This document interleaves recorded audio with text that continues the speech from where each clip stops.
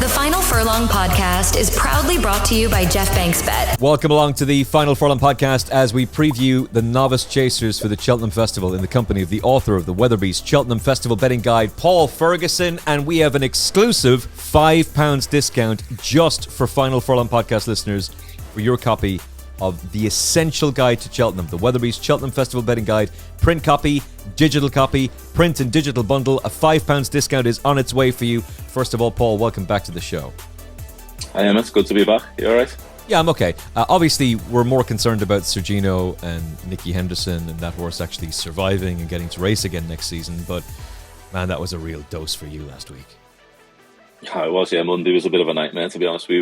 I was down in head office in Wellingborough, and we were putting the final touches to the book when the news come through. So you do always dread something like that. A couple of years ago, I can't know who we were talking about in the office, couldn't remember who it was, but someone went on a horse dropped out on the final day. So it was a bit of a headache in the afternoon. And actually, we were just starting to set the page layouts and things on Monday morning, went for lunch, sat there thinking we were well ahead of where we usually are by going to print on Tuesday, and then I got a text on my phone which ruined our lunch break. So we were back and had to change, I don't know, 30, 40 pages where he was referenced, or there was articles by different journalists and things written about him. So it was a big job on Monday afternoon, but obviously that's pales into significance to what the connections are going through. So hopefully the main thing is didn't really learn much from the update yesterday, but I didn't think it sounded too promising, the initial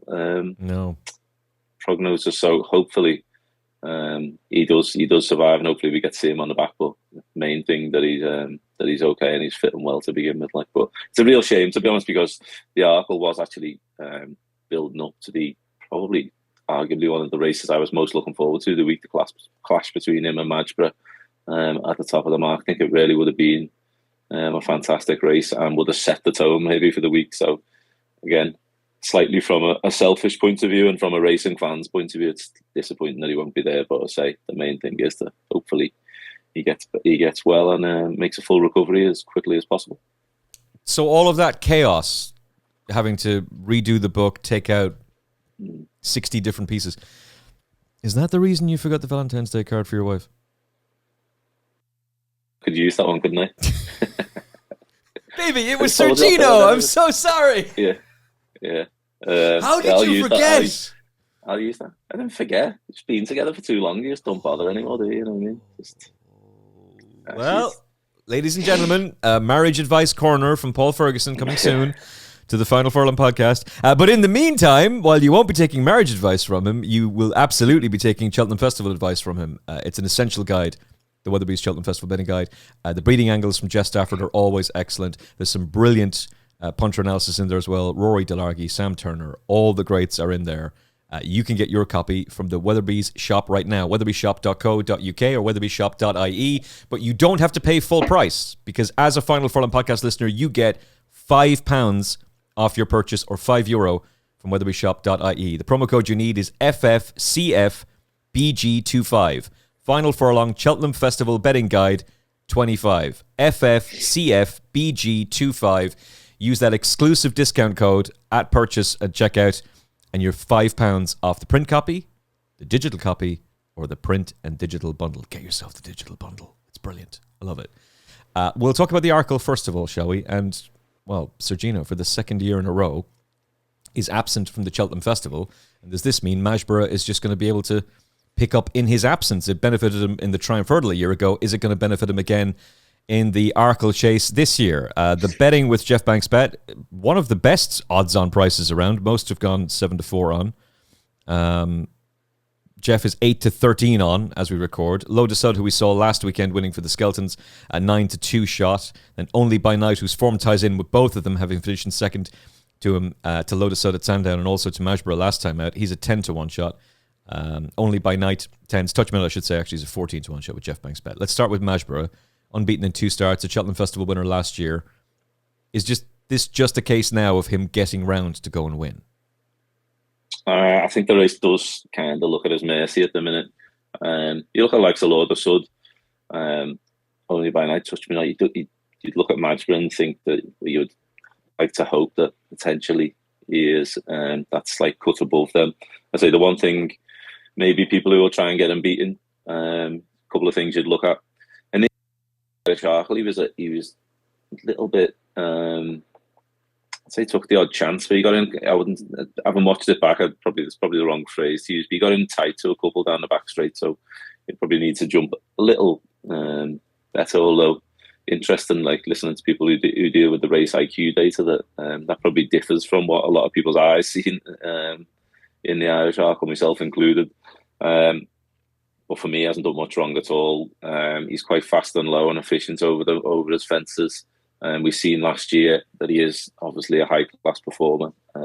We know that crop of juveniles from last year is well above average. We've seen what they've done throughout the season. So, again, the other negative is probably his age that people might use against him, in that no 5-year-old has won the race since the age allowance was removed. So that'd be like one, if people follow statistics, might be one thing obviously he's got to overcome. But as I say, the 5-year-olds look to have 2 big bullets to fire this year, but now we're down to 1. So another key thing is he's actually only had 5 races in his life. He only run once in France before, once in Ireland, once in England last year, obviously when winning a Triumph, and there's 2 chasers, so he remains open to any amount of improvement. I'd struggle to find the 5-year-old record against him, really, because I think he just looks another level of the 5-year-olds we've seen in recent years attempt to win the Arkle. The closest we've seen come was Fakir Duderies, who probably would have won it, but for a mistake 2 out and put the kettle on 1. I think most people would see Majborough at this stage of their respective careers to be slightly ahead of Fakir Duderies. So, yeah, I think the race is at his mercy, and I think probably a clear round will suffice. I agree. The last 5-year-old to win it was Voipur Steadis for Alan King back in 2006. Yeah, the following year, the 5-year-old, or the age allowance was still intact, and actually 5 horses ran that following year, and 2 of them finished place, 2nd and 3rd. So since Voipur Steadis won the Arkle, 16 5-year-olds have taken a chance. None of them have won the following year. So 2 years after Voipur Steadis won that's when the weight allowance was all scrapped. Or reduced for the longer distance races, scrapped in the 2-mile races when you come to the spring, and have taken the chances since then. And so it's obviously north from 11 since the removal of the weight allowance. So again, I say that's probably something you'll hear bandied about against them in the preview night circuit, but I wouldn't be overly concerned myself. I just think he looks potentially a cut above the opposition. Yeah, he was a good juvenile hurdler, but he didn't run in the Triumph Hurdle. Well, Chief couldn't win it. He finished 2nd. Majborough was able to win the Triumph Hurdle. You'd like to think he has a class edge over this field. Really. Yeah, and in terms, and as well, it's like physically, he wasn't just a juvenile hurdler. If you look at him in Mansagino, they were last year, if you've seen them in the flesh at any stage, they weren't just flash in the pan juveniles. They were national hunt horses, bred for longevity and to make the mark of offences, which they certainly have done so far. So, unoriginal as it is, I think he's very much the one to beat. And I can actually, if we start going through the opposition or the likely opposition shortly, which we'll do, I can see this race cutting up and being a pretty small field, to be honest. So I think like experience and that kind of thing, what used to be more of an issue in the Arkle and in all the novice races, I don't think it'll be so much of an issue in this race. Well, I suspect when the Jockey Club made the decision to change the handicap requirements for the Cheltenham Festival, which the more you think about it, that might not have been the smartest thing to do, Jockey Club. But we'll talk more about it in the lead up to the festival. But essentially, you have to have 4 starts over fences to run in an open company handicap chase. You need 5 starts over hurdles. So you've lost Joyous for Cheltenham. That's a huge thing.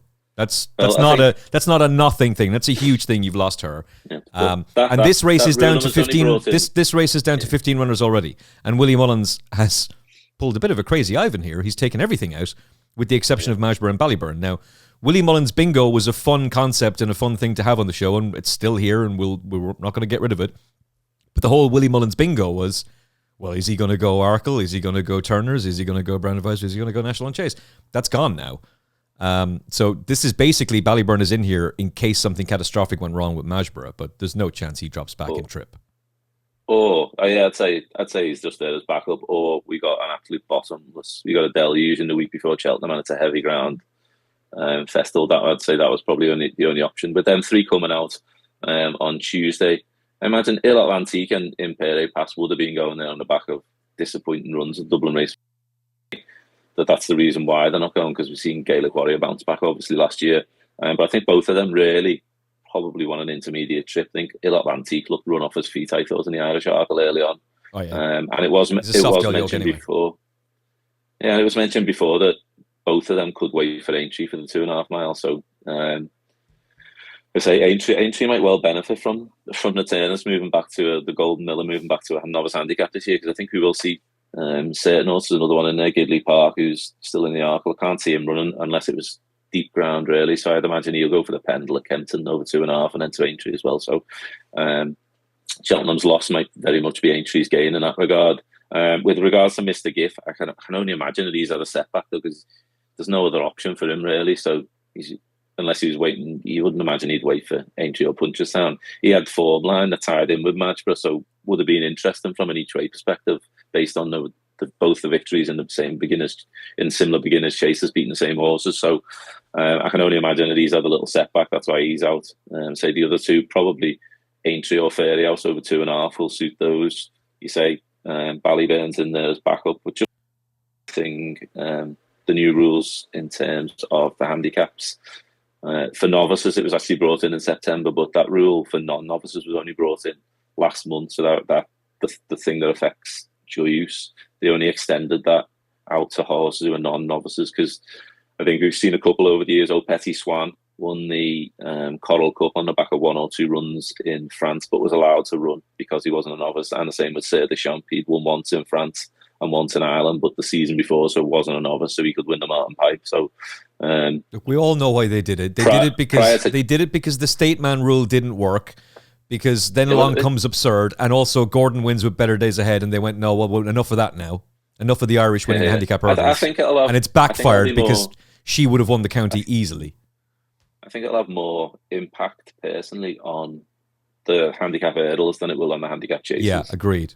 Certainly, because you don't get too many novices. You get the odd couple, but you don't get many who would have run in the Arkle would go for the Grand Annual instead.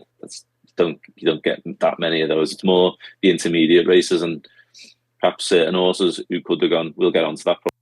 Was handicap.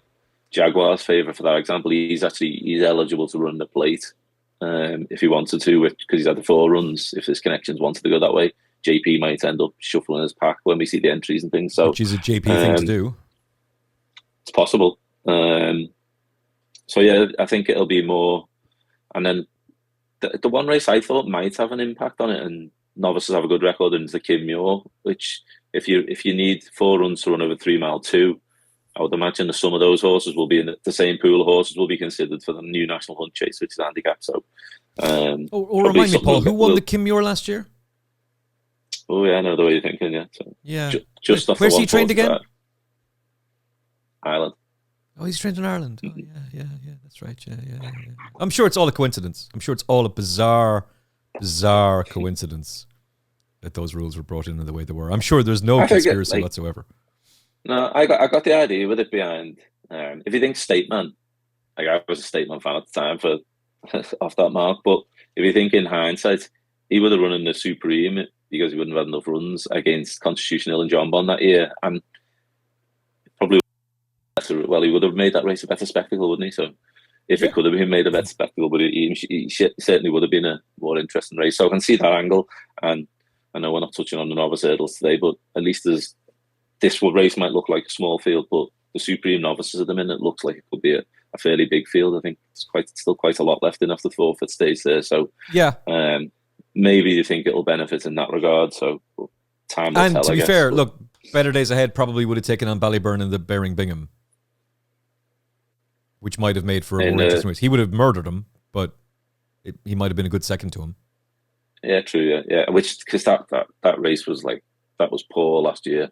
For all of Ballyburn was impressive. That was the worst renewal of the race I hadn't remembered in a long time. Oh, it was a shocking renewal. I mean, it was basically just the Willie Mullins squad. Yeah, and 2 English trained horses who failed to show up on the day. Obviously, handstands are showing that form to be wrong this year over fences. But so yeah, but maybe I say time's only time will tell whether the decisions were correct in that regard. But this is what I would say. This is what I would say for the Jockey Club. Like, it's very, very easy for me to sit here in a freezing cold room. By the way, it is disgustingly cold. It's very easy for me to sit here in a shivering in the cold and just go, "Oh, this is all stupid." They're the ones who have to actually implement the rules. They're the ones who have to make the decisions, and they're the ones who have to try and make Cheltenham better. And no matter what they do, there's going to be a clown like me complaining. Oh, they should have done this. Oh, they should have done that. I did think they can't win. If they're going down the rules with the novices, I understand that. But I did think extending it to the non-novices, which I say that was only announced in January. The likes of Joyce, I think it's a bit unfortunate. There's no way she hasn't been held back a year just to run in a handicap hurdle at Cheltenham. She had a problem last year, but she'd only run once over hurdles. So then finds herself, Nicky Anderson finds it difficult to place probably at the start of this season. So she went to an introductory hurdle, which there's not many of them in England. There's only a couple of them. Certainly around that time of year, there's one at Haydock and one at Ascot for horses who've only ever run once over hurdles. So she was able to go there before then. She's straight into open handicap. So it's not like she's been protected deliberately just to run. It's like she'd obviously had a setback, So it's I think it's a little unfortunate that she's not able to run. And I think it's worth noting that for Aintree, it looks like these rules have been extended to Aintree. It hasn't been announced, but when you look at the race conditions on the BHA site, the exact same conditions are in place for the handicaps at Aintree. So you need 5 runs for the hurdles and 4 runs, and that's where my thing is with the lack of consistency in it. So you need 4 runs to run in the Kingmaker, for example, as a novice, and now as a non-novice, more effective and more impactful on novices. So you need 4 runs. You need more experience to run in the Kingmaker, for example, or even the 3-mile handicap on the Grand National Day now. But at Ayr, you can run a Scottish National on the back of 3 runs. So it's like because when the rule that everyone calls the State Man rule was brought in, it was brought in across the board for all Class 1 and Class 2 handicaps throughout the season. So affected a big impact, I think, on the Betfair hurdle. We've seen that last week. There wasn't one novice in the Betfair hurdle last week, partly due to the weather maybe that we've had, so horses haven't been able to get the runs into them throughout the season. I think you're right. I think you're going to miss out on those supreme novice types. Yeah, you are. And then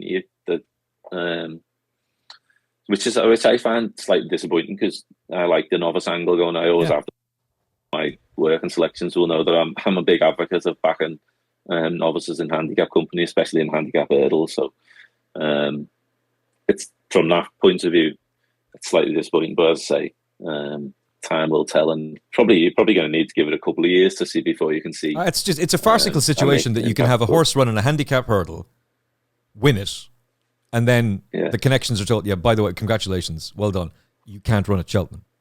But what? Yeah. I think, to be honest, there'll be some confusion over, and all the runs need to be in by the 23rd of February at the latest. Yeah, if I was to take a wild swing and a guess, I would think that there's a rare. I'm going to guess. I don't know. I could be completely wrong about this. I'm going to guess that there's a rare error from the fast or slow connections, because I'd say St James's Gate was meant to go for the Coral Cup, and he's not. No, they know he is though. They know he is. I think that was why he was meant to run last week. I think they're probably aware of that. He was an on-run. He needs one more, and I was keen on him for the Coral Cup. So I'm hoping if there's an opportunity for him to run somewhere next weekend, maybe that. Get him out, Martin Brazel. Get him out, son. He'll go and win. Not too far on his next start, and then get him to Cheltenham. All right, should we go back to the? Hey, when we go on, go back to the Arkle. We go back to the Arkle. There's one I wanted to touch on for the novice handicap chase, but we'll save that for later. Go on. Oh yeah, no. Keep that under the hat. Yeah. Keep that in the locker until a little bit later on. All right, so we're both in agreement that Majborough is going to take a lot of beating here. He's obviously a very, very high class racehorse. He's well clear. I say he's well clear on time form. Not really. He's 173p. Lotusud is 170p. So then the question becomes, what did you make of Lotusud in the Kingmaker? He's now 4 from 4 over fences, so he's going with plenty of experience. If we just look at it from the point of view of Ballyburn, ignore Sergino. Yeah. Ballyburn had murdered Roubaud before Roubaud tumbles at the last, and Roubaud is closing all the time on Lotusud. So maybe that's a thing in Willie Mullen's head. Maybe he's going, actually, we could drop back if we really wanted to, and then Paul Townend could ride Ballyburn in the Arkle, and he could ride Dancing City in the round of, I don't know. I'm speculating with Willie Mullins bingo, but that might be something going through his mind. But the 4-1 about Lotus Sudden, we were talking about him last week as a 14-1 shot for the race. He looked pretty certain to go and win. There's plenty of experience. Dan Skelton was saying afterwards he just blew up over the second last and that he would improve for the run. But what do you make of him overall? Yeah, I think it was a bit like John Bonds winning the Kingmaker, almost a little bit underwhelming a couple of years ago. Remember, he seemed to split opinion with his performance in that same race, and it often at this time of year you do get that, like if horses are being obviously built up towards the festival, maybe they're not quite. And he was on the back of a short break, having won 3 fairly early season races. I thought his jumping improved from he made fairly serious error at Stratford on debut when he returned in a handicap. Then he won round Cheltenham, so he's got experience jumping around the coastals. He was really good that day off a strong run rate, off strong pace. I think that'll suit him in the Arkle. He travels well through his races. I do think if there's a bit of pace on it, would suit him. I think Majborough's probably going to go forward, isn't he? Like he did it at Leopardstown. Henry VIII, he was good ground, probably softer than ideal, and 3 fairly quick runs together. So, yeah, I wouldn't crab him too much, but as you say, I think his price is probably tight enough now. He was looking at a horse who looked fairly sure to be involved and hit the frame. But I think you'd need something wrong, personally. I think you'd need something to go wrong with Majborough for him to actually win the race now. So he just kind of reminds me a little bit reminiscent of Edwardstone when he won it, in that he lacked that graded class over hurdles. He was migrating out after a second season in top end handicaps, and he couldn't win one of them last year. Obviously, his jumping is good, so he is going to be a better chaser. But he's probably a horse who, maybe in an ordinary Arkle, he would have won, but he's not really coming up against an ordinary opponent, I don't think, in Majborough. I think that's where the difference lies. So when Edwardstone came through, I think that was a fairly open year when he won the Arkle. Obviously, he went on to progress to be a decent 2-miler and open company in his own right, and Lord of Sud probably will do the same next year, certainly over this side of the water. So, I just think he's got a little bit to find with Majborough. I was talking to an odds compiler the other day who was saying they cannot wait to take him on. Lord of Sud? Yeah, and they hope he gets shorter. They can't wait to take him on. I thought he was interesting, the more I look at him... I just think he's tired. I'd say a week ago, people were making a case that he was the obvious. At that point, when I'm backing each way, I want the option, that at least the chance that you can win the race, and not like you're relying on a horse to underperform to beat them. And now he's like, you basically, you'd probably be better backing him just to hit the frame and get placed. I wouldn't be surprised if there was less than 8 runners on the day, though, to be fair, looking at them now. So you go down them. Ballyburn, I'd say, is unlikely unless something goes wrong with Majborough or we get heavy ground, as we've already said. We'll come on to some of the others in a minute, but Only by Night will have the option of the mares. Chase, Jango Baie comes in now, we've been told. Touch Me Not, I think, will run here. I thought he improved, even though he was beaten 9 lengths by Majborough. I didn't think that was a bad run, to be honest. He travelled well. I could see him being, and he'd probably be ridden to try and pick up the piece and hit the frame himself. Firefox might well have handicap options. Gidleigh Park, I've already touched upon, goes elsewhere, probably. I would like to think. Springwell Bay will have options because needs further.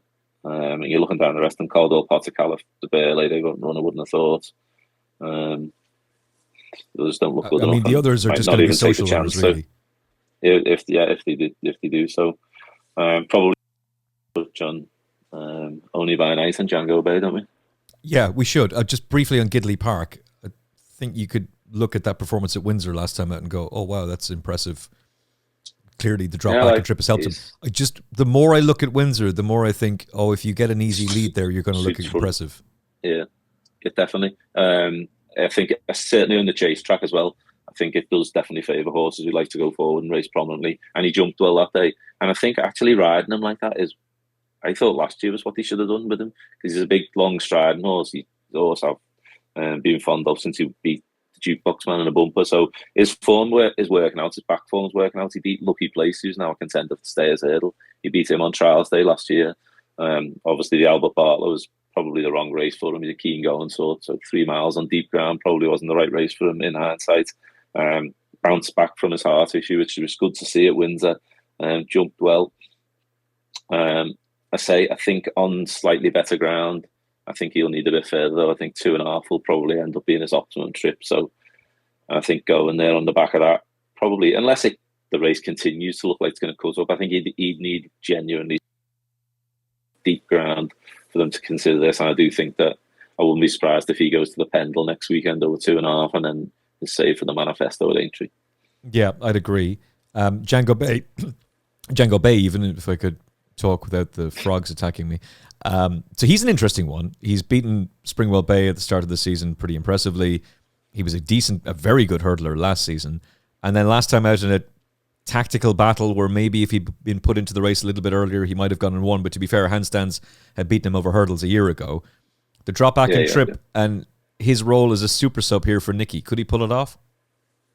I'd just be slightly concerned about the drop and trip myself. Obviously, he won his first couple of starts over 2 miles, and he was quick enough to beat Teller the Name and Ascot, and he actually won a Grade 1 at Aintree on Boxing Day last year, which was the ground. It says soft ground. The ground was testing that day. It was really testing, and then he stepped up in trip. He was a little unlucky at the Grand National meeting. He met trouble in running, was hampered 2 hours, and was only just beaten by Katia. But that was handicap form.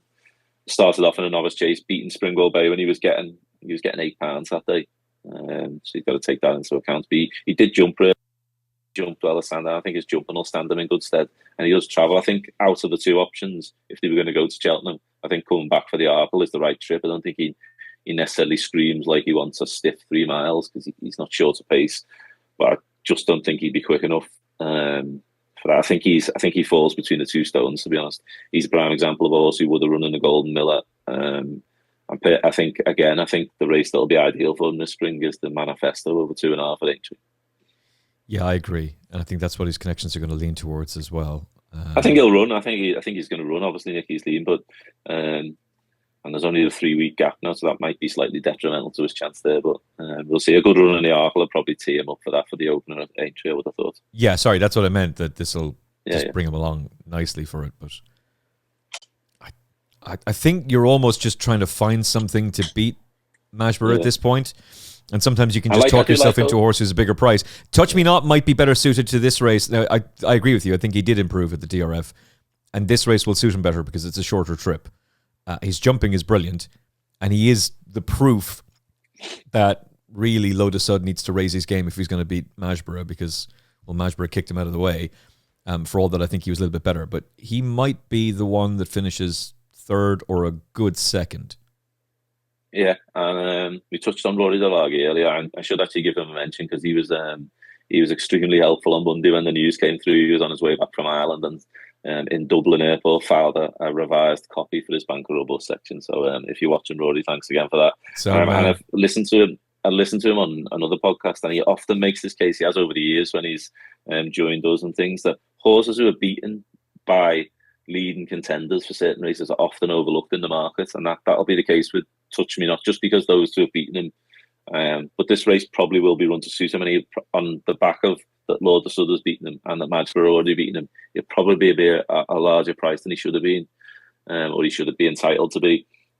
He's probably the one who you could maybe look at for running on again into the frame. I should say we should touch on Only by Night. I think she jumps really well.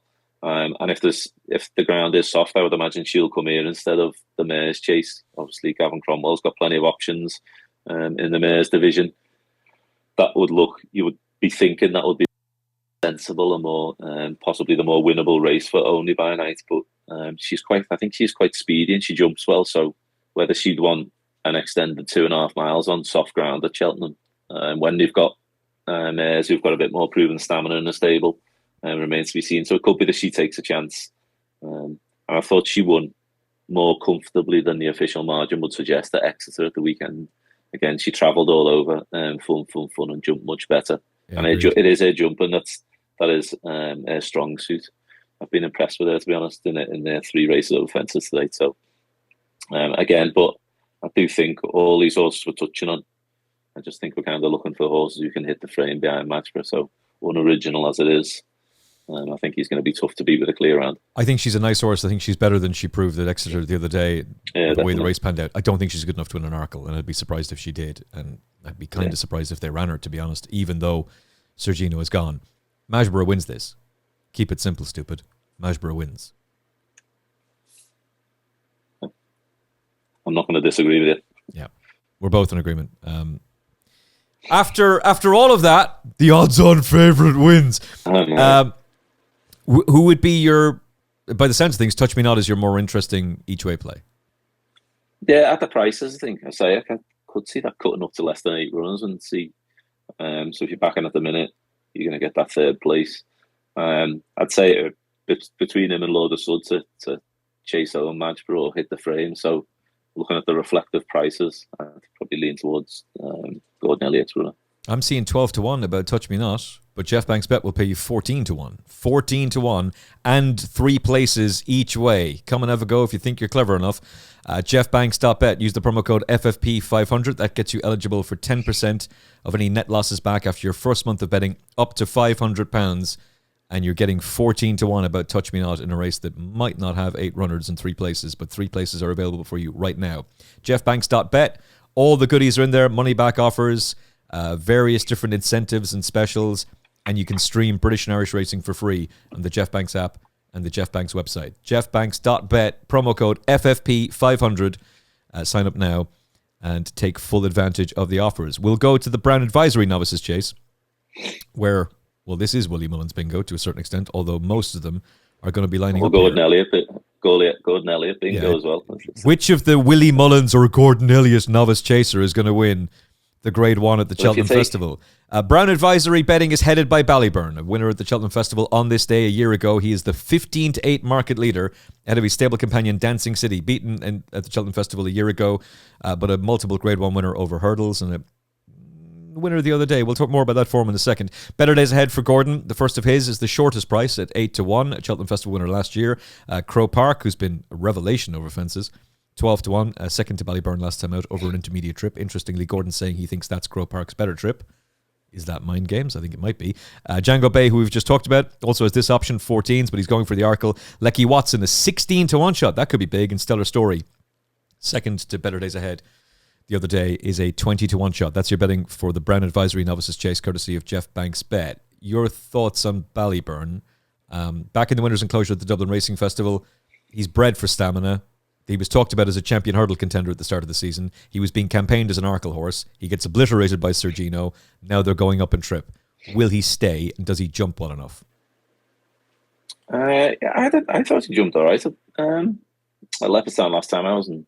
Certainly wasn't. I thought it was a much improved performance, and he went through the race a lot more comfortably than he did when up against Sir Gino, but time might tell. Hopefully, if we get to see Sir Gino back on the track, that he faced an impossible task that day, trying to match him over 2 miles on decent ground at the Kempton. So we're back to form.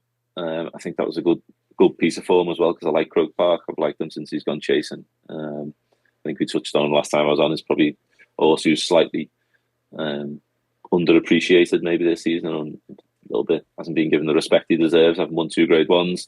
Ballyburn, I think Croke Park took off just in front of him, but Ballyburn showed a good turn of foot and really knuckled down and finished strongly at the line.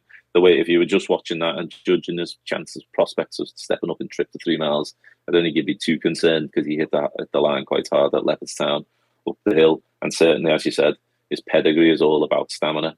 Actually, he's bred to improve considerably for going up 3 miles and beyond, really. He's got a lot of relatives who've won a marathon trip. So, I thought he settled better last time. I think stepping up in trip certainly should suit him, yeah. So it'd be interesting. It could well bring out further improvement. But I think this is where there perhaps isn't much depth in terms of a really strong challenge to Majborough. I think there's much more of a challenge here.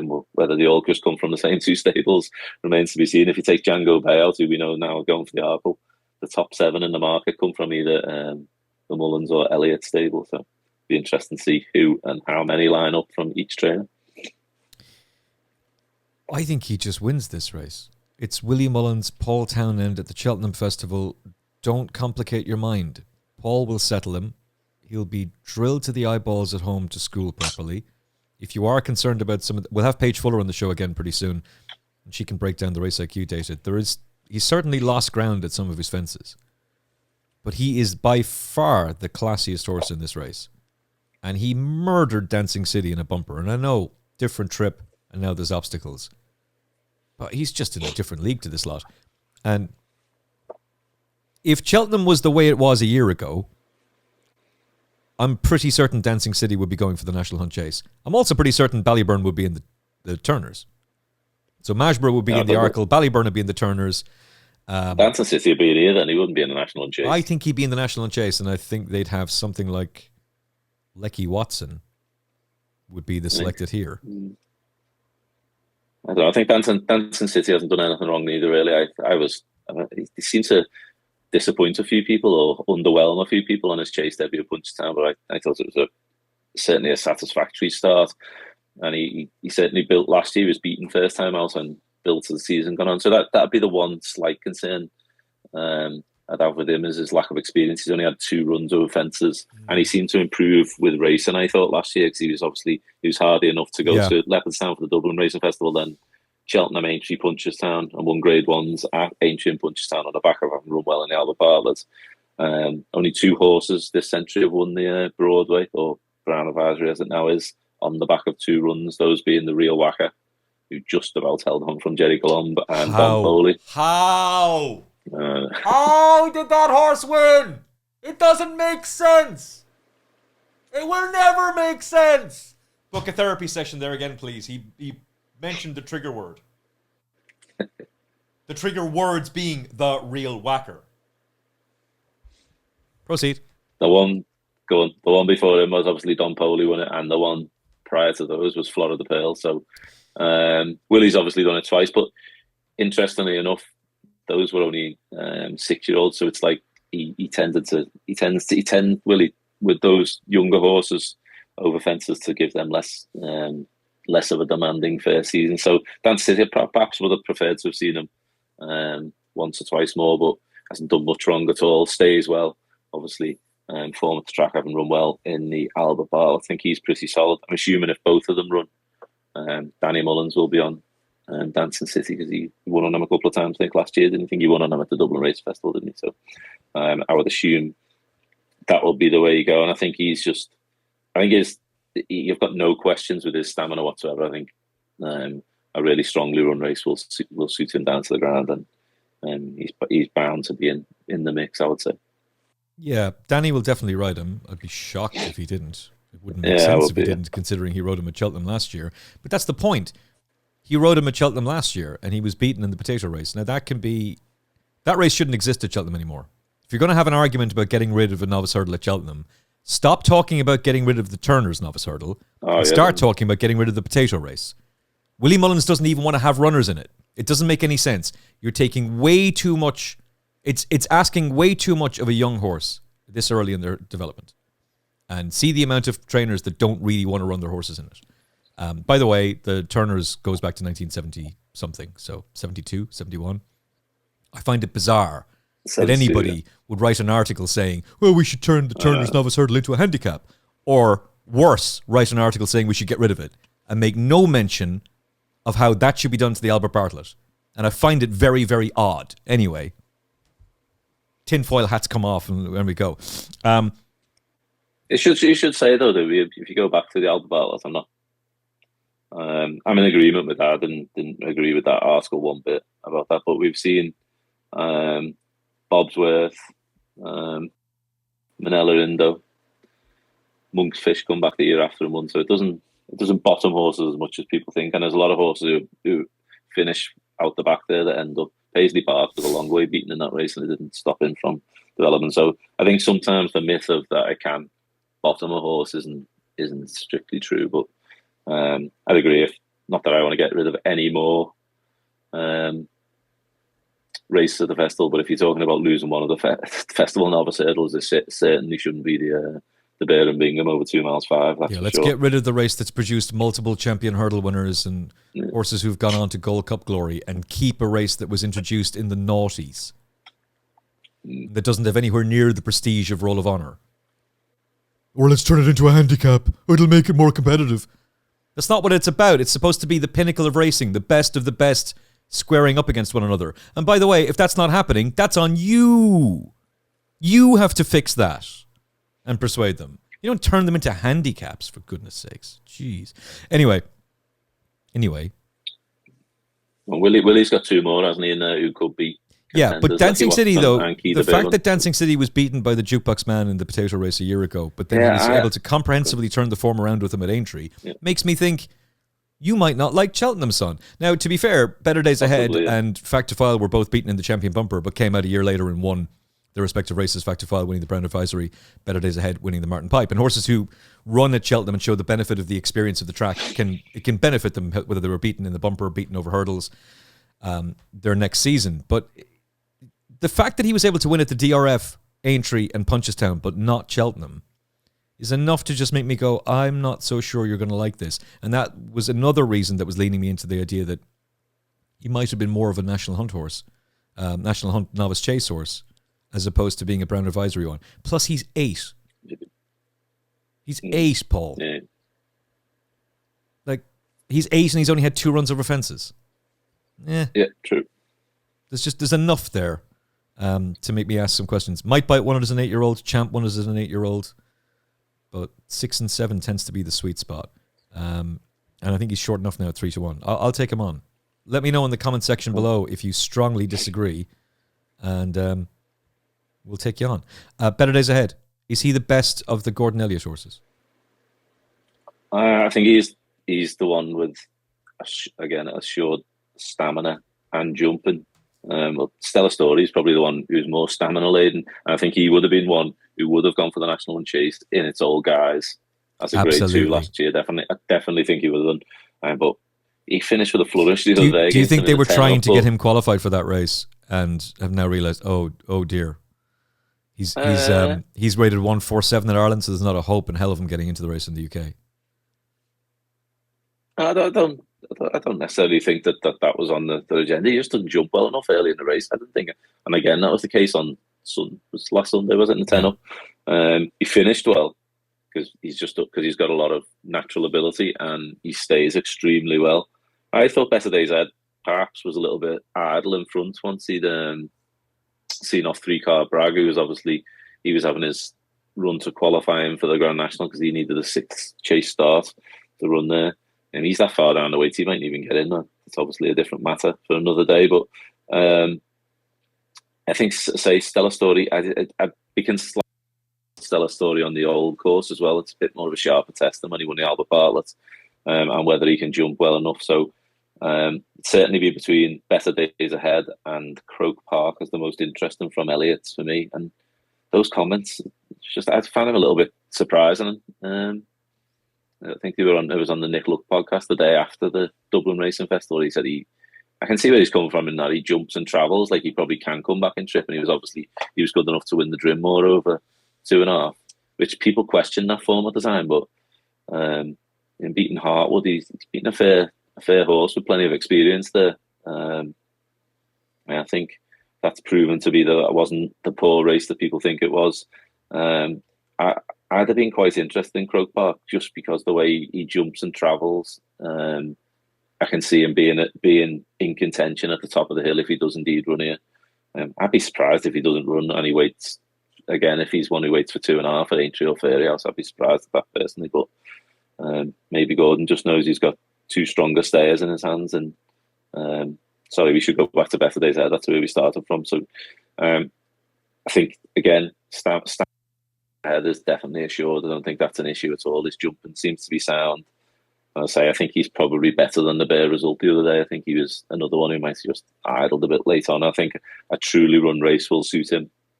So yeah, I think that the pair of Gordon's horses are probably fair enough price, to be honest, in what looks to be a competitive novice chase. Yeah. I guess Better Days Ahead has got stamina assured. I'm not 100% on that myself. Whereas it's absolutely assured with Croke Park. And that's why I'm slightly confused by Gordon's comments. But he will forget more about racing than I'll ever know. And he knows his horses inside out. So maybe a 5-length defeat to Ballyburn is enough to make you go, I don't think we can turn that around. But it's a longer trip. Maybe so. Yeah. We've seen it turned around before on that race going to Cheltenham. Plus, he beat Better Days Ahead at Christmas over 3 miles.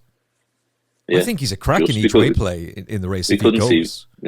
We couldn't see much, could we, of that race? No, we had a few days of fog, but in general, what we have seen of him over fences, Croke Park travels, and like he's a much improved horse for going switching to fences. He didn't have the graded form of a lot of those above him in the marks over hurdles, but he looks an altogether different proposition, I think, as a chaser. Speaking of being an altogether different proposition as a chaser than a hurdler, Lecky Watson, who was a messer over hurdles. He was a complete messer and a bit of a head case, but he's a very, very different horse over fences. Yeah, again, if you just look back at his novice hurdle form, he finished 5th in the Albert Bartlett, so he had a bit of ground to make up on Dancing City. And again, he was 5th in the Grade 1 at Punchestown behind Dancing City and better days ahead. So he is going to need his improvement is going to need to come from jumping fences, because essentially he wasn't as good as them last year over hurdle. So why is he going to improve? It's got to be in the jumping department. Again, he's another one who's only had a couple of starts, but he does, and both over an intermediate trip, but he does shape like a stay as a bumper horse, really, going back to he ran well in the champion bumper at big odds, didn't he? I think, if I remember rightly, 2 years ago. So he's been to Cheltenham twice now. So he's got that in his armoury. I like the way, despite making a couple of mistakes at Punchestown, I like the and won it really reasonably well. Just wonder if Willie really will run all of these against each other, or again some will be held back with Aintree, Fairyhouse and Punchestown in mind. Obviously different owners, so the owners might well want to take one another on, and he showed last year in the Turner's Novice Hurdle he wasn't afraid to run 5 against each other. But he has that, for all I have been fairly impressed with him in his 2 chase starts, that he does just have that bit of form to make up, and bit of ground to make up with the main protagonist on his Novice Hurdle form from last year. Yeah, absolutely. He does look better over fences, though. He looks like a horse who settles much better. He jumps well. Yeah, the way he settles as well. Probably improve for going up and trip as well. And to be fair, I know that you can look at Slade Steele and say, "Oh, what a disappointment." I don't know has he been ruled out for the season or something, because he's come out of. I'm guessing he has, because we haven't seen him. People are talking about him for the Novice Handicap Chase, Slade Steele, but we haven't seen him entered in the beginner's chase anywhere. And there was 2 this weekend, and he wasn't entered in any. Yeah. So I'm guessing he must have met with a setback, and we probably won't see him again. So, he was slightly disappointed. Wouldn't use that against either horse who beat him, to be fair, this year, because I think the winners have won on merit. So. Yeah, but I mean, the point is, he's beating a race-fit Slade Steele who has chase experience and who's been beaten by a horse in better days ahead, who's gone on to be second in a Grade 1 and then win a graded race in his own right, and is third favourite for this. So it's not like Slade Steele has been a massive disappointment over fences. No. And then he goes on and he buries Down Memory Lane, who was a very impressive winner of his Novice Chase. Now, Down Memory Lane was really disappointing in between that, but he was a very, very impressive winner of his first start over fences. He makes a mistake, so the winning margin becomes extended, but still, Lecky Watson had that race won.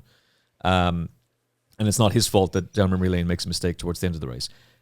I think he's very interesting. He doesn't have the class of Ballyburn, and therefore I don't think he'll win. But Jeff Banks is going 14-1 about him. And, in fact, stop press. Russian disinformation. Fake news. Price change. 16-1 Lecky Watson with Jeff Banks bet. Cut this out. Price. That's too big. That's a very fair price. That's fair price. That's too big. He surely runs. I'd say that's just the one thing. Would really run them all, but they've all got different owners. So, and maybe the thing with Croke Park is Gigginstown related, that they've got Stella Story and Key de Bourbon, who's Willie's 4th potential runner in the race. Jeez, he's been disappointing. Who's fairly prominent tonight. Yeah, I'd say he needs to take a big step forward. I'd be surprised if he was good enough here, just based on the jumping he showed in 2 starts. His jumping wasn't good enough for him to win on debut at Leicester over Christmas. And even when he won on his second start, was that Thyestes Day he won on? Yeah. His jumping was a little bit indifferent. Again, he goes there on the back of just 2 runs and with no graded race experience. So you'd be slightly concerned. And I would think that if he runs, I'd be looking again to see him hopefully run well and show an improved performance, improving the jumping departments, and then maybe one that Gigginstown will look to send to Aintree, because they don't mind sending horses and having a decent team at Aintree. So He could be one that steps forward from this and is worth noting later in the season. Gorgeous Tom's up there in the mark as well. It's obviously an Irish dominated mark at the minute. He wasn't beaten too far. He was a fast finisher in that aforementioned Drimore Chase. He's probably a bit of a forgotten horse because he started early on at the end of last season and through the summer a couple of times. So I think he wants genuinely decent ground though. So he's got an IHRB mark of 147. So perhaps handicaps will be an option for him as well. Although I did think just the way he travels and that he's got a little bit of a turn of foot as well. I thought he might be one if Henry might look towards going to Aintree with over 2.5 or 3, where he might get his desired ground. From a British perspective, obviously we've got the Reynolds town tomorrow, where Jinko Blue, Lowry's Bar, and Peaky Boy all run. I'm interested in Peaky Boy. He's obviously moved to John Joe and AJ O'Neill since we last seen him. Bit of a dispersal sale from the owner. Again, he's only had the 2 runs. If he goes to Cheltenham, he probably will have to go here because he's not going to have time to get a 4th run in to qualify for the handicaps now. So that's only his 3rd run tomorrow of fences. So if he does go to Cheltenham, it's likely that he'll be running here. You can clear this up for me. He can run in the National Hunt Chase, can't he? Because he's sorry, he can run it. Yeah, you only need 2 runs, and you have to be rated over 120, and you have to have placed over 2 mile 7, which he's done all of that. Yeah, I was thinking, to be honest, I wouldn't necessarily think that would be the race for him because his stamina looked. No, I agree. I don't think he'd stay. I was thinking more if he was going to go for a handicap at Cheltenham, it would have been the Ultimate because the novice handicap would be too short for him. And that's too late. I thought the Ultimate probably would have been his race, but it's probably too late for him. So again, whether John Joe and AJ think maybe it's been a bit rushed to get him, having only just moved to the yard, it could be he's one for Aintree. So it'll be interesting to see how he goes. I like him. He's been sent off favourite for every single start. Obviously, that's not going to happen this weekend, but this is his 3rd trainer. He was with Michael Scudamore for 2 starts, favourite on all of them. Favourite with every run for Nicky Henderson. He's won. He's only had 6 starts. He's won 4 of them. Last time out was a little bit disappointing, but Hottie Calora was... Look, yeah, we'll come on to him in a minute. He's below the level of class that Ballyburn has, but Hottie Calora ran well in a handicap hurdle the other day, and Moon Derange was in behind him that day, and he's come out and been second in the waterside and then won the valuable handicap chase at Cheltenham on Trials Day. So he's an interesting one. Yeah, it's almost like high-end handicap form that for me at the minute. But he's that late. He hasn't got that much experience. He was late over hurdles. We obviously had a gap between his maiden hurdle on. I think he won on New Year's Day at Cheltenham last year, and then he won at the April meeting. And obviously came out at Cheltenham and won, where stamina looked to be his key asset. But then I didn't think he was a bit keen over. It was that race when he was beaten by Haiti Claus was extended 3 mile 1 furlong. I just didn't think his stamina truly saw out the race. So I was thinking at the time, I thought he could be one for the Ultimate with a couple of more runs into him. Obviously, with him moving yards and things, they haven't been able to get him out as soon because they probably wanted to give him time to settle into his new surroundings. So as I say, if he goes and wins at Ascot tomorrow, he'd probably enter the equation for this race. If not, maybe he'll wait for Aintree. Jinko Blue and Lowry's Bar were being talked on. Certainly Lowry's Bar was being talked of as an Ultimate horse. So what he does tomorrow will dictate where he goes. Again, if he goes and wins, he might well have blown his mark for the Ultimate. So, and the only other one this side of the Irish Sea, probably worth mentioning just because upcoming days and entries, is Ollie Murphy's Butch, who was just below top level over hurdles. He was obviously rated, I think, high 140s, won a novice hurdle and a handicap at Cheltenham last season.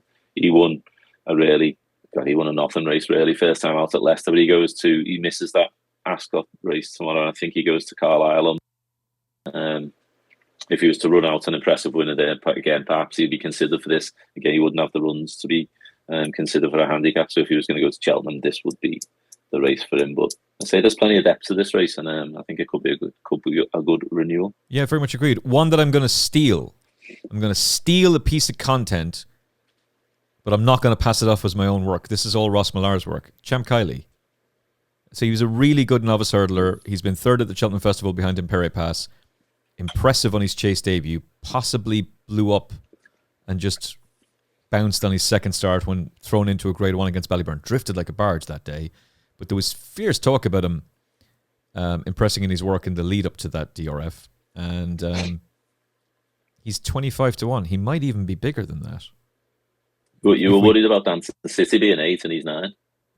Yeah, but don't let contradictions get in the way of a fact. We're talking I'm a about good bet, we're talking about a 7-2 shot in Dancing City. We're talking about a 33-1 shot in Champ-Kylie.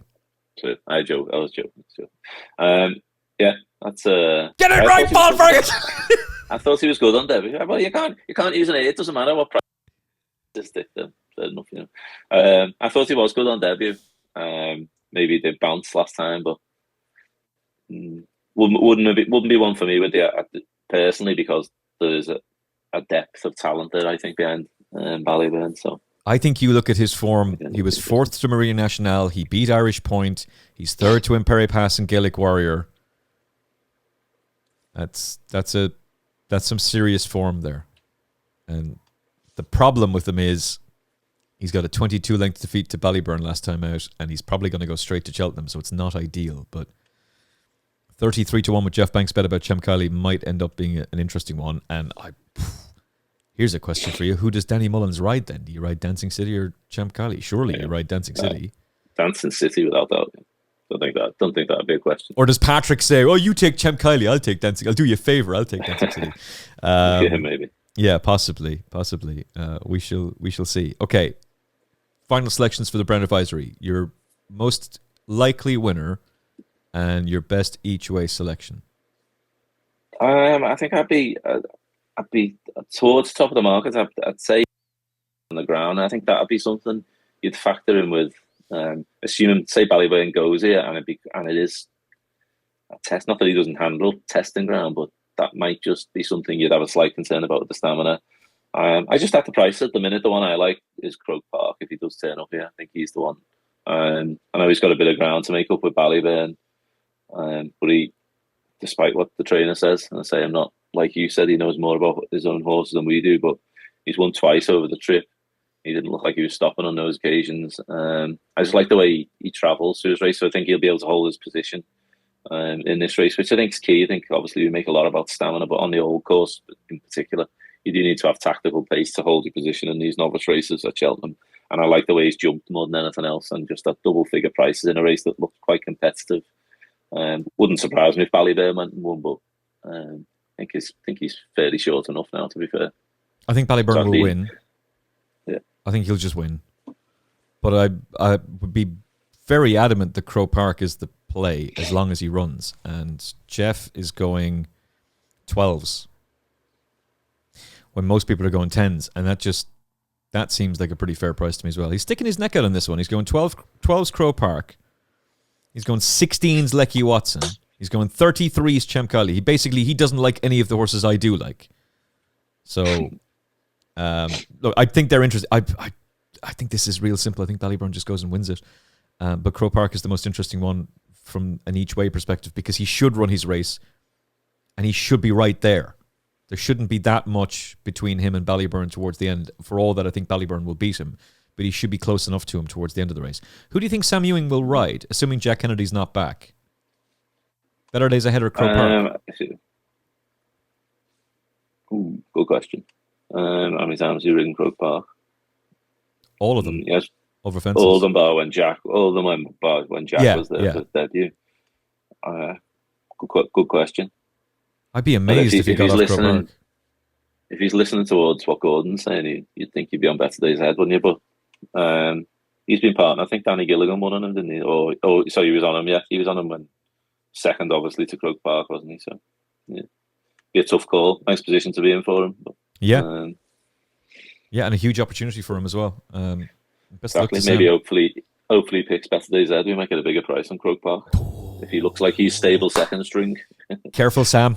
Careful how you approach that one. It's going to be an interesting race, and I'm very intrigued to see how it pans out. Just another thing I'd say about Dancing City, he was getting £1 from Bioluminescence. As much as I like her, ground dependent for the Mare's Chase, he should have won that race. Yeah, you're getting £1 from her, son. Like, and you probably should have won by further. Anyway, we could just very briefly touch on the Mare's Chase, because technically speaking, it's a novice. It's not really a novice, though, but there's going to be a load of novices in there. Chase, yeah, but there's going to be a load of novices in there. Bioluminescence will be one of them. I like her. She needs it soft. But if she gets it, I'd say she'd have a huge chance. Agreed. You've got Only by Night for the same stable. You've got last year's winner for the same stable in Limerick Lace. So which of the Gavin Cromwell horses goes and wins the Mayor's Chase? Or is this the year that Allegory de Vassy finally wins? Can Dino Blue last it out under a canny ride? Brights Hill, what do you make of it? I think Dino Blue would need decentish ground. She didn't not stay last year, but she didn't stay as strongly as the. If it's soft ground, I'd be with Bioluminescence. I think she's been. I thought on debut in particular, jumping was really good. I know the second's been beaten since, but I just thought she jumped particularly well. She'd be the one for me if the ground is soft. Allegory de Vassy, I was keen on a couple of years ago. I wouldn't be looking to give it another chance now. Only by Night, as we've already covered her, I think her jumping's really good. Will stand her in good stead wherever she goes. This is obviously probably a more realistic race to win than taking on Majborough, but I would question her stamina if the ground was soft. Say on better ground, she'd probably be the interesting one because I'm guessing Bioluminescence won't travel unless it's genuinely soft ground. So they'd be the two, and I couldn't imagine them taking each other on, to be honest. So I'd be at this minute, I'd have either of those Gavin Cromwell mares in mind. I think I'd prefer them over last year's winner Limerick Lace anyway. Telepathy probably going to take a chance now. Beating Brides Hill at the weekend, but she's made some improvement. Like this year, she started off winning a novice handicap or handicap, a faking him of 103. So that's she's probably the horse who's progressed in terms of handicap mark throughout the season more than fair play to Lucy Wadham. She's obviously particularly well handicapped at the start of the season, and she should be. She's entitled to take a chance now, given her rating. But again, probably need to step up on another level now against this level of opposition, I would have thought. Yeah, 100%. Completely agreed. Bioluminescence for me, as long as the ground is soft enough for her. So basically, copy and paste what Paul Ferguson has said. This is where Paul gets to show off all his hard work. The Novice Handicap Chase. The Jack Richards Novice Handicap Chase. Betting with Jeff Banks for a guide. Jaguar is the 9-2 favourite. Firefox 8-1. Croke Park 9s. Down Memory Lane 10s. Nürnberg Ring, a 10-1 shot. Slade Steel is 10s for this as well, along with Springwell Bay. Jinko Blue 12s. No Flies on Him is still a 12-1 shot after his defeat the other day. We see you, No Flies on Him. We see you. Gorgeous Tom 14s. Moon d'Orange is also that for John McConnell. Answer to K of 16-1. Billy the Real Big Red, a 16-1 shot. All right. Did I even mention the horse you like for this? I've been keen on Jaguar all season for this. It's unoriginal at the minute, top of the market. But I would say I'll be desperately keen to see which of the Irish are entered next week, and more importantly, what handicap marks are given the following week, because the race could look a lot stronger than I thought or potentially hoped at the time. So he has to be one for any shortlist.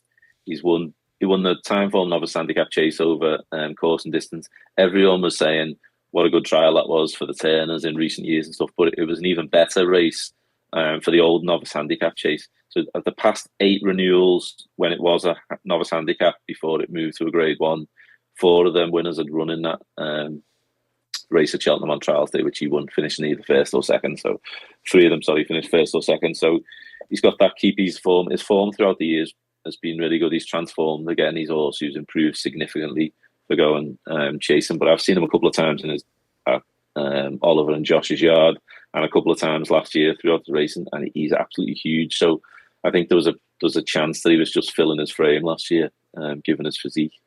And he has finally started to take his form to the level which I think they thought he was capable of. And he pitched him in to the Bobby Renton, which is a decent handicap at Weatherby first time out, and again indifferent. Didn't prevent him getting up late on. He then went to Bangor on D, where he beat Lowry's Bar. Obviously that form's worked out extremely well. Lowry's Bar's won his next 2, and then ran behind Jinko Blue in a Grade 2 at Windsor. Again, the 2 clash again tomorrow, so we're going to get another form boost. And it was Jinko Blue's the only horse who actually beaten Jaguar this season over fences. Jaguar would have finished second to him, having travelled really well. Itoxa made a mistake at the last, finished third. The second came out of that race and won as well. So again, that form looks really strong. Went to Cheltenham, and despite a drift in the market on trials, they just travelled all over the opposition. I think you could call him the winner from the top of the hill. Jumped well. He's got that course experience, and there's just not nothing to not to like about his chances. Wherever he goes, I think he's going to have a massive chance. I imagine he's going to run here, but as I said earlier, having had the 4 runs, he is qualified for the plate, so that could be an option. It's probably not. This is probably the race the stable would want to go for, but whether JP McManus ends up having several options for it and less options maybe in the plate, it might be a bit of shuffling around. So that's just something to bear in mind if you're taking a relatively short price now. But other than that, I'd be quite keen on him. But there's potential in there. You touch on no flyers on him, he'd be another for JP. Waterford Whispers could be really interesting. We're going to see him at the weekend. Yeah, I've just checked. That's what I was looking at my screen while we were to check. He's been declared a novice chase rather than a beginner's chase on Punchestown. He missed his race. He could have gone for tomorrow, didn't he? I think he had an entry at Gordon tomorrow. But he goes Punchestown and gets that 3rd run in. I thought he ran respectably well on his first chase. I seemed to empty out a bit and fade away in the Faugheen over Christmas. But obviously that was Exalted Company and Grade 1 Company back down. You know, he runs well at the track. He ran well when probably a shade too keen in the Martin Pipe last year. I would imagine that this race might well have been on their radar throughout the whole season. Answer to Cafe, another improving horse who comes out of that Martin Pipe from last year. He'd be interesting. Blizzard of Oz is another one to just take note of this weekend. He runs on Saturday in the beginner's chase. I say that because he's had his 2 runs. This again is his 3rd qualifying run. And Darryl Jacob actually wrote the foreword for the Cheltenham Festival betting guide this year, which is a good read, touching on his festival success and his Grand National success. And it was interesting that I think this was the first horse the horses he was most interested in seeing of the double green at the festival for this race. So obviously, again, this has been a target for some time for Blizzard of Oz. So be interested to see how he goes tomorrow. He's running in the Novice Chase at Croke Park on Saturday. Hopefully, I'll be there to see that. And, beginners, yeah. If you've missed the Darryl Jacob episode of the Final Furlong podcast, that is available on your podcast feed just below the weekend preview. You can watch it on YouTube and all podcast apps. Did he mention Blizzard of Oz? He did not. Kept that one back for the Cheltenham Festival betting guide. He mentioned a lot of horses. He did not mention Blizzard of Oz. That was a Paul Ferguson exclusive. Just a couple more on. Again, we touched on Slade Steele before. He's fairly short in the market. I say just the way he hasn't been entered recently, I'd be worried that maybe his season has come to an end or he's picked up some sort of injury. This side of the RSC, leader in the park, is interesting and progressive for Ben Pauling, but given his current rating, I don't think he'd get in. And I suspect maybe he's one for a flat track. I do think he's on a fair mark though. And the form of his most recent win his win at Kempton over Christmas on Boxing Day was given a boost the other day. So keeping him in mind for something on a flat track. And the one I was alluding to earlier, who people mightn't think is qualified, is Asian Master, who obviously ran well in the Supreme last year. He's only had 2 chase starts and hasn't run too badly at all in 2 hotly contested beginners chases, but having run in a novices hunter chase back in May, I don't know, I haven't got it in front of me, May 2023 maybe, that actually counts because it was a race under rules. So he's got his 3 runs in, so you might look at his form figures and think he has. And someone actually questioned it to me the other day, so I asked in the office, and apparently believes that he is actually now qualified for this race by virtue of that 1 run in a novices hunter chase and his 2 runs in beginners chases. So he's had his 3 runs, so he could be interesting for Willie Mullins and obviously his jockey Costello, which would be a really, really interesting one. Can I ask you about 2? Far and Glory for 1. Obviously a Grade 1 novice hurdle winner last season. He's had his issues. Yeah, probably would have won a year ago until he gave Sean Bone that awful injury, and he's had bleeding issues. They ran him over hurdles the other day. I thought that was an interesting thing, and in my mind, that's me thinking Gordon Elliott does not want this horse's handicap mark going up any further, and that's the direction they're going to go in. And the other one is no flies on him, because similar to Far and Glory takes on Jango Baie in that Grade 1 novice hurdle. No flies on him beat Jango Baie in his point-to-point, then wins his hurdling debut. Form is mixed. He gets beaten by Tully Hill. You can debate that form all you want. And subsequently, he's beaten 37 lengths, pulled up, beaten 34 lengths, beaten 79 lengths, beaten 7 lengths on his 3rd chase start, then beaten 24 lengths, and he's 10-1 for the novice handicap chase at Cheltenham. I was struggling to keep my eye on him in his last run because I was checking on the cap, because it was the same with him and Birdie or Bust, who ran in the same race. I thought the 2 of them could possibly be interesting ones going handicap. And again, the two of them have been given a mark this week, and both been given an IHRB mark of 132. It'd be interesting to see if that even gets into the Novice Handicap Chase, because assuming they would get, say they get mid 130s, it's possible. That might be around the mark you need to get in. There's obviously it was difficult when putting the guide together this year for making a case of what the ratings band will be, because there is no upper ceiling anymore. So when this was a Novice Handicap originally, it used to be a 0 to 145. There's no upper ceiling. So could it be that Il Atlantique will get an entry off a low 150s? Springwell Bay off 154, possibly. I'd be surprised, to be honest, if we got one that high. If you get in towards the 150 mark, surely you're looking at a graded novice chase, or unless you are like adamant that your horse needs an intermediate trip and you're adamant you don't want to wait for entry for the grade one and you want to run it, then that's probably the only time when we're going to get a horse that caliber running. So it'll be interesting to see. Say that was where we'll find out the entries for the handicaps close on Tuesday this week, the 18th, and then they wait to unveil the following Tuesday, the 25th. So it'll be fascinating to find out, see how many horses are actually in these races, in particular National Hunt Chase, who we'll go on to in a minute. But yeah, no flies on me. It was definitely a horse who interested me over hurdles last year, and it looks like he's been campaigned with a handicap in mind. So say a mark of 132 in Ireland, I would imagine he'll get mid 130s. He could be an interesting one. Farron, he was well beaten behind Lecky Watson, wasn't he, the last time we seen him over fences, but he didn't jump particularly fluently. But earlier on, say he had that form with Touch Me Not from the early season grade 2 at Punchestown. He was slammed by In the Pocket, to be fair, first time out, but then bounced back and won at Nace. So yeah, it'd be interesting. Was that a confidence booster running him the other day over hurdles in the buoyant hurdle? I think it was just keeping him ticking over. Just keeping his mark. So yeah, he's got an Irish mark of 140, so he'd have no problem getting in.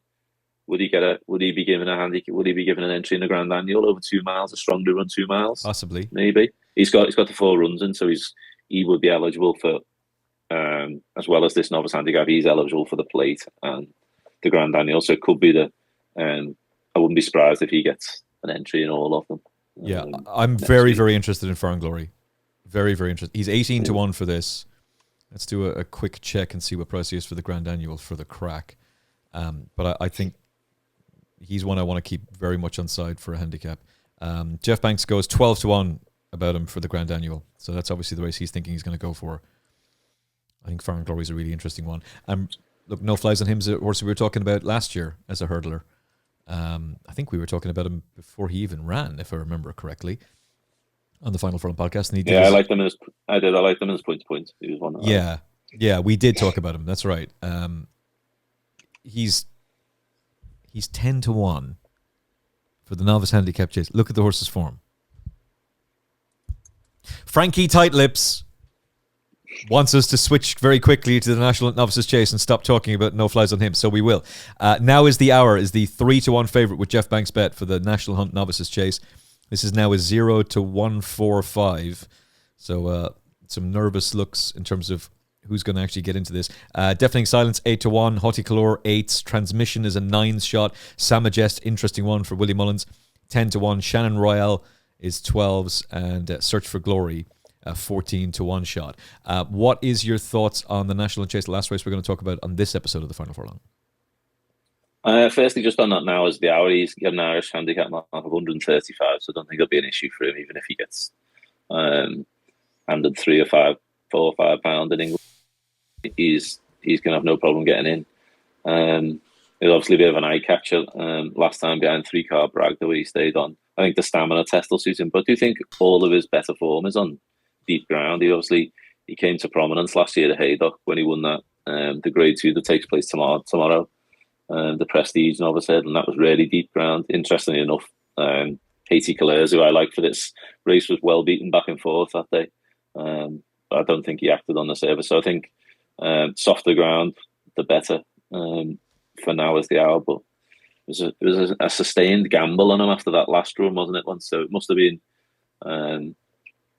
I think Gavin obviously knew that he had to run again because his Irish handicap mark was only 125. So even though he was qualified to run on the back of 3 runs, he wouldn't have got in. So he obviously needed to go up a bit and ran reasonably well last time there behind 3-car brag in a competitive beginner's chase. So he goes that a short price was never won a race over fences. Haiti Claus, he's the one I like here. As you just touched upon, he ran over hurdles, or you touched upon earlier, he ran over hurdles at Newbury last week, which in my mind confirms that he will be a runner race, because again, if they wanted to go for a Kim Muir or a Ultimate, he would have needed a 4th run over fences, and he's not going to get that in now before the weights come out. So I think we're safe in assuming that, and I think if Rebecca would have been looking at the Brown Advisory, I think she would have run a Reynolds sound this week. So I think it's safe to assume that this is his target.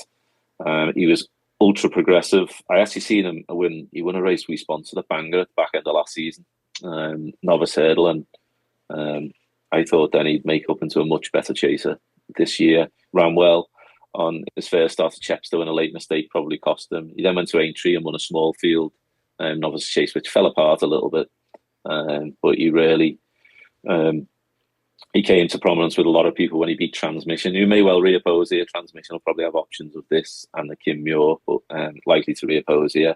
And in that race we talked about earlier, when Peaky Boy was back in 3rd, and his jumping I thought was brilliant for his first start around Cheltenham.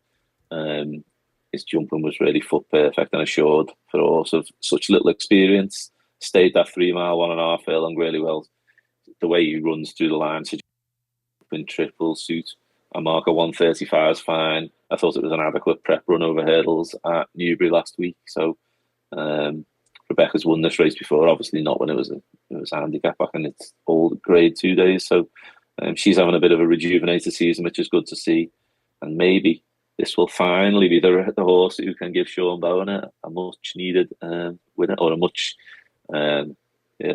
needed winner at the Cheltenham Festival. It's quite bizarre to think that Sean's never ridden a winner at the festival, but this probably could be his best chance as well. Yeah, controversially, because this should be an amateur riders race, but oh well, they've made the decision to take that out for whatever bizarre reason. I don't quite get it myself, but Sean's a class act and he'll be an asset to the horse for sure. What do you make of Sam Majest? Just from the point of view trying to work out who Willie is going to have in this race and who Patrick... Well, it's no longer a Patrick Mullins thing, but Willie's record in the race is so good. This is a horse that he was talking about at one point as being a potential Gold Cup horse. That has obviously not quite transpired. I'm not really sure what to make of him. Yeah, I think, again, he's had the 4 runs for 140. So Kim Muir would definitely be an option for him, I would imagine, because that's obviously remains a 0 to 145. He's had the 4 runs that make him eligible. And maybe that 3 mile 2. I know he won over 3 miles last time, but I had an earlier of him thought in his career of him screaming out as a stamina laden horse. To be honest, he was quite keen in his early days and things, wasn't he? So be interesting to see. Wouldn't be one on I'd have on my shortlist. I had a couple of other JP horses I wanted to talk about. Tell me more. But yeah, wherever he goes, he's obviously, I would imagine that he'll get entries in both this race and the Kim Muir. And again, I think a lot of it might be owner driven, because he's gonna have a lot of entries in crossing over both races, I would have thought. So interesting enough. The other 2 who I just wanted to mention have both come from Jackdaw's Castle. Johnny who looked really good on debut. Maybe it's just a case of that's the way the season goes, because it kind of resembles what he done last year over hurdles, winning effortlessly at Carlisle. I didn't think he ran too badly behind the half in a grade 2. I just thought he got outpaced that day. And then since then he's got his 4 runs in. So again, he's eligible for either race. And the other one is Hastings or Hastings. I don't know how you pronounce it. I think they like to call him Hastings. He's really progressed. I actually include them in the book. Yeah. I actually included them in the book last year in the Spring Horse Following. I've done the same this year. I thought he'd win the EBF final last year. I thought a mark of 119 he was chucked in off that. He didn't really perform up to it on the day, but he has at least proven to be that he was well handicapped. After an interesting, respectable first start over fences at Chepstow, over an inadequate trip. Really stepped up in trip to win Windsor over 2.5 under Richie McLennan. Richie's enjoyed a career best season to date and is actually flying at the minute. Worth a mention. I thought again he didn't jump overly fluently that day, and then he went back to Windsor for the big meeting and defied trouble in running, where he looked like he came from an impossible position to win. And as we touched on before, I think that's his form's worth upgrading on that part, because he's one horse who's at the 2 Windsor meetings has come from off the pace and been able to pick up horses in front of him, which we haven't seen many horses do. He's done it twice now, so you could probably upgrade those efforts. And if you watch his latest win back, he looked for a couple of furlongs like he was going to be an unlucky loser, and he absolutely flew him, and he only went up £8 for that. He's now up to a mark of 133. He will be qualified for the National Ante Chase because he's had his 3 runs. He runs again tomorrow, as we said, in the big handicap at Ascot. I'd expect him to go well there, despite taking the big step up in class. And if he does and gets another rise to around a 140 mark, again, he could be one for the Kingmaker. Could be an option for him as well as the National Ante Chase. So JP is definitely going to have a strong hand in both races. And I think they'd just be interesting. Certainly, obviously, when it comes to the Kingmaker, whoever Derek has booked to ride, Derek O'Connor, would be a significant jockey booking as well. Johnny Who is the one I'm most interested in there by far. And he actually travels pretty well at Windsor. He does. He didn't jump great at Ascot. No. His third start. He was a bit sketchy that day, but he got into the race behind. But again, that form's going to be tested tomorrow, whether you take the form literally behind Jinko Blue and Lowry's Bar. Obviously, both of them take on his stablemate Peaky Boy in the Reynolds Town tomorrow. So, again, be another pointer towards them, towards his chances. I think I've always liked Johnny Who since he won his point-to-point readers of jumpers to follow. Now I included them as a leading prospect in each of the last 2 years. His record fresh is good, and I just wonder if that'd be the only slight concern. But obviously he'll have had a short break now since the end of January. But his wins have all come. He won his bumper on the back of 515 days off. He won his novice hurdle first time out on the back of 220 days off, and he won his novice chase at Carlisle on the back of 194 days off. So whether he is just a horse that you need to catch fresh, and he's difficult to maintain his form throughout the season, I'd be interested to whatever he does. Then now it's probably worth bearing in mind at the beginning of next season as well. John Junior's got a great record in this race. I can see a Manila Rocco style situation developing here with a horse who was considered good enough to line up in the Challow Hurdle a year ago. He was a big drifter on the day, but he was second favourite the night before. And that was only his second as well. So yeah. He has been held in high regard ever since he got him. So yeah. As you see, he won a Carlisle this time and then was pitched into a grade 2 against the Jukebox Man. And I think on that occasion he travelled well, and he just seemed to get outpaced. Outpaced when the tempo quickened from the winner that day. Obviously, the winner, unfortunately, won't be seen at the festival, but he franked that form by winning the Corto Star next time. So, Johnny Hughes, he's been on my radar for some time, and maybe it is that he'll finally flourish when he gets into a handicap at the festival. Yes, perhaps. He is 12-1 and 14-1 with every single bookmaker except one. Jeff Banks' bet goes 20-1. 20-1 about Johnny Who for the National Hunt Novices Handicap Chase, as it's now known. And spoiler alert in the book as well. He is actually one of Jodie Standon's selections for the National Hunt Chase of the week. So anyone listening, before if they're listening to this, obviously before they'll publish till next week, but I'd say 20-1's a fair price there. Yeah.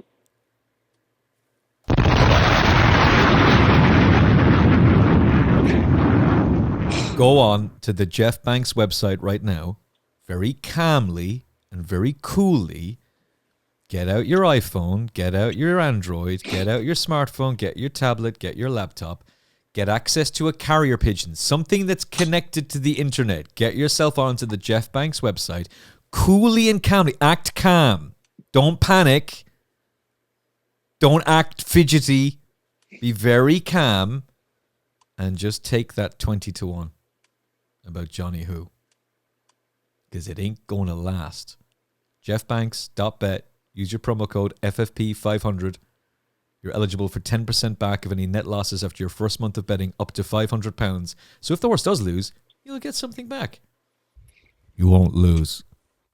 Jody Standing's on. We're on. 20-1. JP. Frankie Tightlips is going to hate this episode. Imagine that Johnny Who no flies on him scumbag each way double in the handicaps goes and comes off. Johnny Who for the National Chase. That's the one for me for sure, and particularly when Jody's on board. Okay, what is there any recommended bet from Paul Ferguson for Cheltenham for the Novice Chasers right now? I've only had 2 bets for Cheltenham this year, and they are Jaguar and Haiti Colours. But of the 2, I think if I was to put one up today, I'd say Haiti Colours for the National Ante Chase. On what he's shown so far, he's obviously got that course form. He's been progressive over fences. I think he should be near enough favourite. And just comparing the 2 in terms of bets, once the entries come through, I've backed both of them a few weeks back now, but once the entries come through, I'm expecting there to be more competition in the Novice Handicap Chase to Jaguar with the amount of Irish contenders I could see coming in there. So I think that just with that the same price at the minute, so I think Haiti Colours, if you were nailing New Master 1 at the minute, I'd say he was probably the better bet at the minute.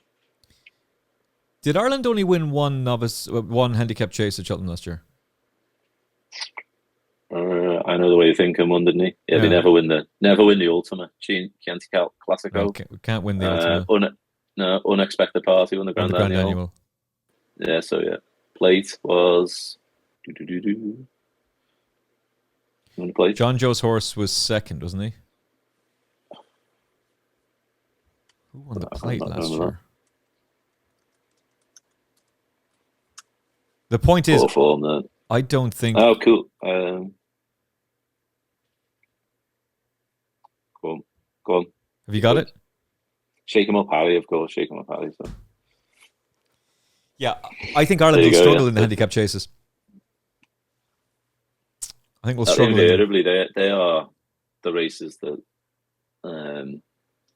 in recent years anyway, the British tend to do better. And certainly, I say the Ultimate is the Irish trained horse have a rotten record. Oh, terrible! I mean, even Faster Slow got beaten in it, and Faster Slow is a superior horse to Corach Rambler, and he couldn't beat him in an Ultimate. Yeah. And he was carrying a mark of 150 as well that day. So, who are the most recent Irish winners? Dundora, is it? Dundera? Yeah, Dundera. There you go. Yeah. Apologies. You'll never walk alone. You should never say that name. 2003. Shocker. Legend. Christy Roach. They were singing that in the bar we were in. Absolutely. Rightly so. What a hero of a horse. We were having it. He hated the water jump at Newbury. He hated the water jump at Newbury, but he loved Cheltenham. We give that one a good boo when he started singing his name in the bar that day. Remember, shocking behaviour. All right, Everton fan. Can't there be peace in our time between our two sides? No. After the referee screwed both of us, he was a crooked referee for both sides. Yeah. I don't. The only.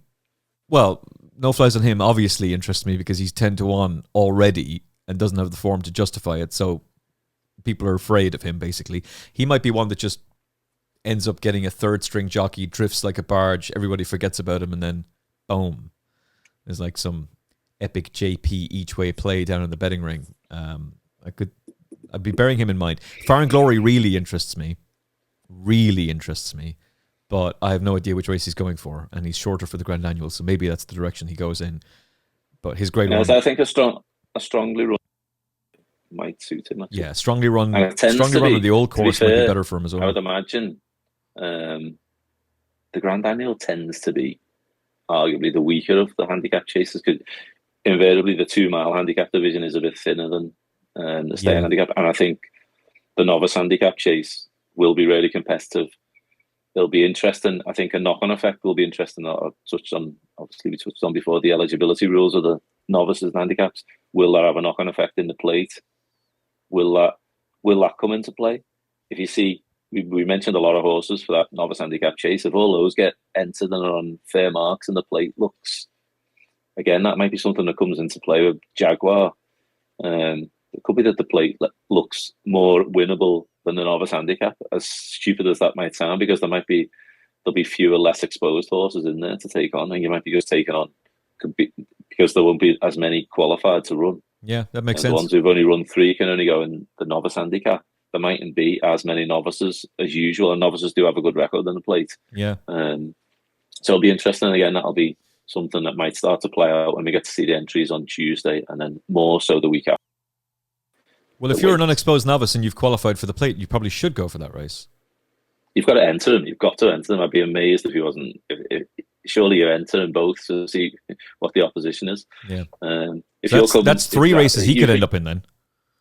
Yeah, well, Jaguar, if you look at it, just plain and simple, like that's probably the race he'll go for, the Novice Handicap. But if you could come up against the Waterford Whispers, an Asian Master, an answer to K for Blizzard of Oz, just to name 4, none of them would be qualified to run in the plate. So you could be coming up against horses who run in that each year, that kind of horse who run in them, more exposed and have been running an open handicap. So I'm pretty sure it'll be something that will come into consideration for novices who've had the 4 runs and are qualified, and that they'll get a place entry as well. And then it's something that their connections will think about. Agreed. Definitely one to consider. So Far and Glory is on the shortlist. I just don't know which race he's going to go for, so I can't recommend him as a bet. I know which race Johnny Who is going for, and he's 20-1 with Jeff Banks' bet. So that's my play. I'm taking that. But he has qualified with Kim Muir as well. I wouldn't say it was. Don't. No. I'd mentioned that before. You clearly weren't listening to me. So no, I was listening, but it's like surely they don't do that. No, but I think it depends. A lot will depend on how Hastings goes tomorrow. Or Hastings, I'd imagine that John, Joe, and AJ will want them to. You'd want them to one in one race and one in the other, wouldn't you? But they'll both be. If he runs well tomorrow, both will be qualified to run in both races. So. He's 14 for the Kim Muir. Well, Hastings actually he would actually have to finish in the first 4 tomorrow to be qualified for the National Hunt Chase, though, wouldn't he? Yeah. He's only been 2.6 was the furthest he's run over. So yeah. But assuming he runs well tomorrow, both of them will be qualified for both. So and he is favourite. Anyway. He is favourite for his race tomorrow as well. Which it might by the time you're watching this might be academic. The horse might have qualified, or he might have fallen at the back of the telly. In which case, Johnny Who is definitely going for the National Chase. Depending on how all that plays out, that 20-1 with Jeff Banks' bet could be very, very big. But Jeff is going 14s for the Kim Muir, which means he obviously feels that's the race that he's going to end up in. Don't do it. Don't do that. That's it. Thank you very much for watching and listening to this episode of the Final Furlong podcast. I hope you've enjoyed it. I think we flirted with the idea of doing the video for Spotify and then decided no. I think it causes mayhem if we do that with the whole setup as it is. So the video is on YouTube. You can watch it there. I don't really know why you want to watch us. Face for radio rating ideal for me. Paul's got the more... no, I'd say the same. More aesthetically pleasing face for television. But in any case... Well, you get my dulcet tones, whichever way you listen anyway. So. Yeah, we're just glad of your company and glad of you joining us on the show, and hopefully you've enjoyed it. If you have, then you want to be getting yourself a copy of the Weatherby's Cheltenham Festival Betting Guide. The time to do so is now, because it's off to print. So get going. Get yourself to weatherbyshop.co.uk and get your highlight of the Jumps Racing Calendar, the Cheltenham Festival Betting Guide. 2025, it's available to order right now, and we've got an exclusive bonus code just for Final Furlong podcast listeners. FFCFBG25. Final Furlong Cheltenham Festival Betting Guide 25. Use your promo code at checkout. It is the biggest discount you will get anywhere. £5 off your purchase of the Weatherby's Cheltenham Festival Betting Guide. Get to weatherbyshop.co.uk or weatherbyshop.ie. You can buy the print copy, the digital copy, or the print and digital bundle.